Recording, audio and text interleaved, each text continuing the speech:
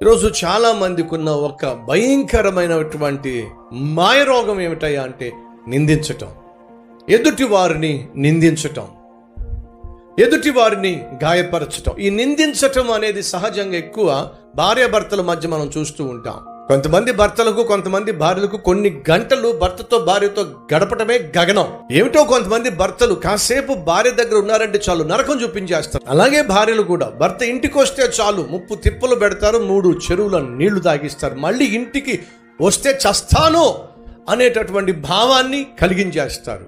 కారణం ఏమిటయ్యా అంటే ఏదో విషయంలో నిందించటం, ఏదో విషయంలో వేధించటం, ఏదో విషయంలో విసిగించటం, ఏదో విషయంలో వెక్కిరించటం, ఏదో విషయంలో విరక్తి పుట్టించటం.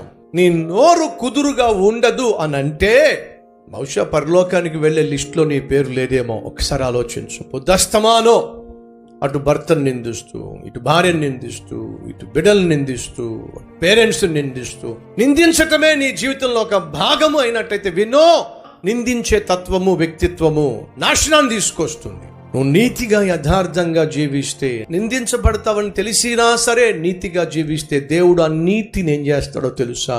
నువ్వు ఊహించని స్థాయికి నిన్ను తీసుకెళ్తాడు.